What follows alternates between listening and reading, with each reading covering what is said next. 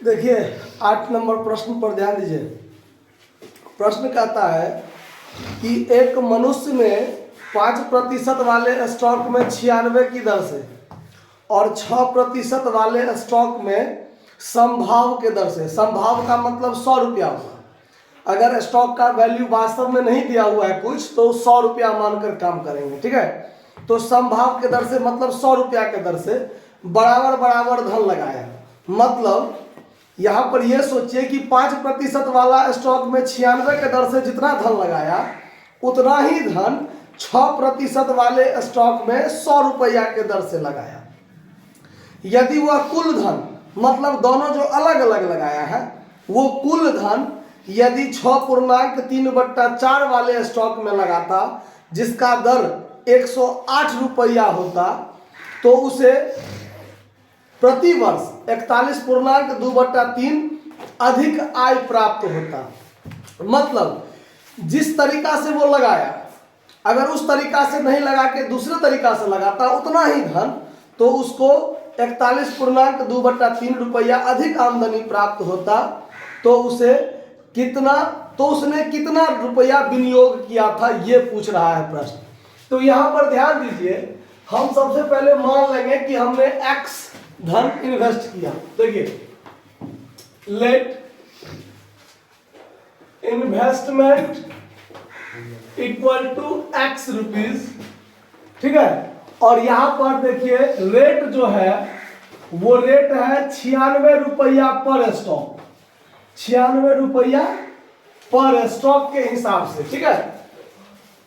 तो अब देखिए तो उसने नंबर ऑफ स्टॉक कितना खरीदा होगा, तो यहां पर ध्यान दीजिए नंबर ऑफ स्टॉक बराबर x रुपया इन्वेस्ट किया है और 96 रुपया के दर से खरीदा है।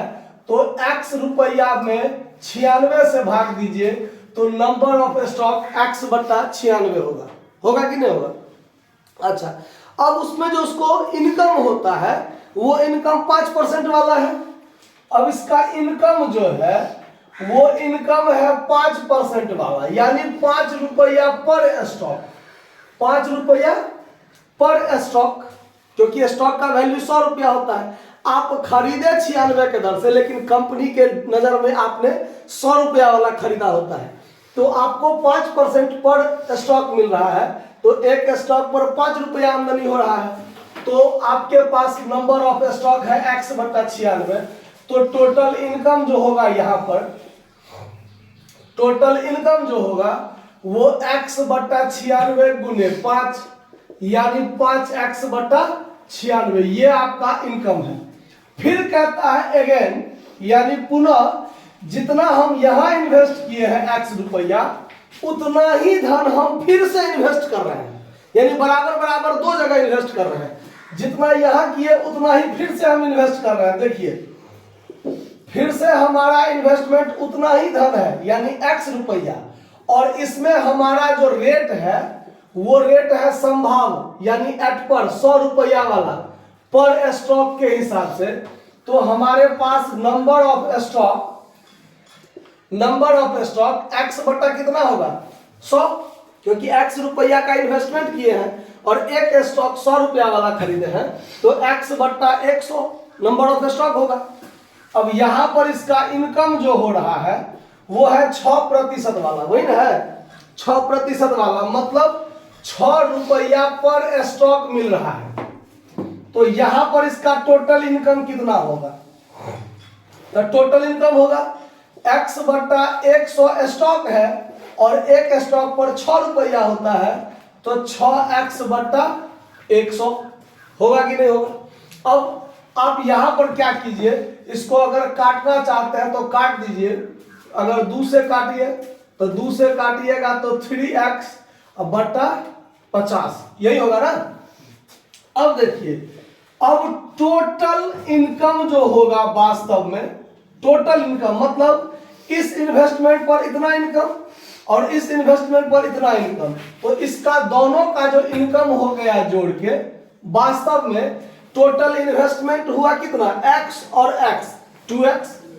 तो 2x इन्वेस्टमेंट पर इसको आमदनी कितना हुआ, यही दोनों ना आमदनी है। इस दोनों आमदनी को आप जोड़ लीजिए, तब 5x बट्टा 96 और प्लस 3x बट्टा 50। तो इस दोनों का जो आपका एलसीएम होगा वो एलसीएम कितना हुआ, इसका एलसीएम होगा आपका 96 50 का 2 से काटिए तो 48 और 2 से काटिए 25, तो 25 दूना 50 और 50 को 48 से गुना कीजिए तो 2400, यानी 2400 एलसीएम हुआ ना। अब इससे इसको अगर काटिए तो कितना होगा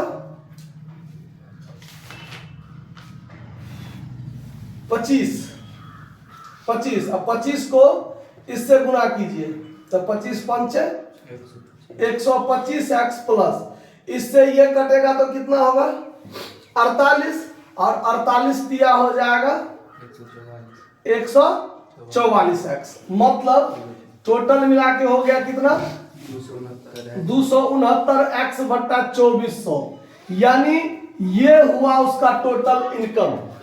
आया बात समझ में, टोटल इनकम इतना हुआ ना, दोनों इनकम को जोड़ लिए। तो अब देखिए, अब इफ यदि वो टोटल धन यानी ये x और ये x, तो टोटल इन्वेस्टमेंट कितना हुआ 2x। इफ टोटल इन्वेस्टमेंट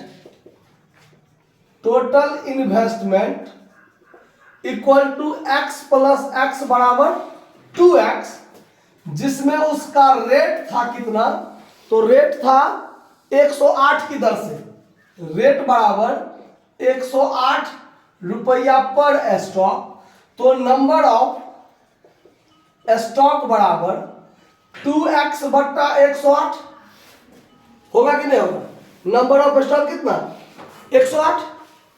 अब यहां पर देखिए इनकम जो हो रहा है उसको इनकम 6.3 बट्टा 4% पर स्टॉक, तो 6 चौक 24 और 3 27 बट्टा 4 रुपया पर स्टॉक आमदनी हो रहा है। अब देखिए, अब इस कंडीशन में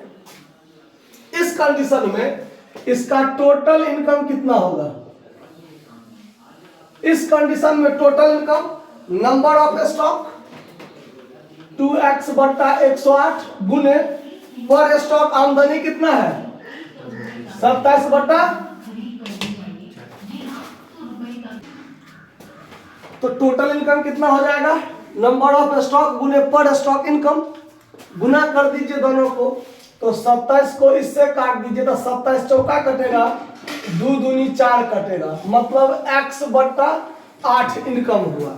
अब प्रश्न से कहता है अकॉर्डिंग टू क्वेश्चन कि अगर हम अलग अलग इन्वेस्ट किए, ध्यान दीजिए इधर, अलग अलग इन्वेस्ट किए तो इतना और इतना आमदनी मिला के इतना आमदनी हुआ अलग अलग रेट से, और यदि वो टोटल इन्वेस्टमेंट अगर हम एक जगह इन्वेस्ट करते 108 के दर से तो हमारा ये इनकम होता, और ये इनकम जो होता तो पहले वाले इनकम से हमको ज्यादा प्राप्त होता, कितना 41.2 बट्टा 3 रुपया हमको ज्यादा प्राप्त होता।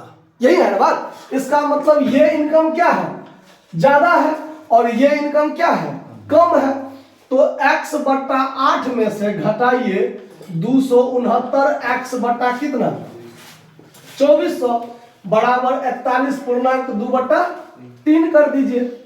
अब ये इसका एलसीएम कीजिएगा तो 2400, ये हो गया 300, तो 300x माइनस 269x बराबर 41 दिया 123 और 2 125 बट्टा कितना 3। अब कैलकुलेशन कीजिए तो ये घट के होगा 31, x बट्टा में 2400 बराबर 125 बट्टा 3। अब ये 3 से इसको अगर काट दे तो ये कितना कटेगा 800 मरतबे कटेगा, तो अब 31x बराबर हो जाएगा, इसको गुना कीजिए तो 1 लाख, कितना 1 लाख, तो x बराबर 1 लाख बट्टा कितना 31। अब सवाल में पूछ रहा है कि हमने टोटल इन्वेस्टमेंट कितना किया, तो टोटल इन्वेस्टमेंट तो मेरा 2x के बराबर है, x यहां किए थे और x यहां भी किए थे, यानी टोटल इन्वेस्टमेंट मेरा कितना है 2x। ये तो अलग अलग, इतना यहाँ भी किए थे और इतना यहाँ भी किए थे, तो ये दोनों इनकम हुआ था। अगर इसका दुगुना यानी 2x अगर हम इस तरीका से इन्वेस्ट करते तो हमको इतना इनकम होता, जो पहले वाले इनकम से इतना अधिक होता। यही है ना बात। तो हमारा इन्वेस्टमेंट जो है, टोटल इन्वेस्टमेंट, अब यहां निकालते हैं। टोटल इन्वेस्टमेंट बराबर 2x, मतलब 2 गुने 1 लाख बट्टा 31, मतलब 2 लाख बट्टा 31। हमारा तो ये है हमारा इन्वेस्टमेंट ना। अब चलिए, अब इसको आप पूर्णांक तोड़िए, तो पूर्णांक अगर तोड़िएगा तो कितना हुआ तोड़ के? 6451 6451 पूर्णांक 19/31 19/31। आपने टोटल इन्वेस्टमेंट इतना रुपया किया था। आपके आंसर में, ठीक है, आपके आंसर में ये है 6451 बट्टा पूर्णांक 57 बट्टा कितना 93, ये है ना। आप इसको 3 से अगर काट दीजिए तो 19 और 3 से काट दीजिए तो 31, जो ऊपर में है आपका वही प्राप्त होगा। इसीलिए आपका ये आंसर क्या है, ठीक है, कोई गलत नहीं है, नोट कर लीजिए। धन्यवाद।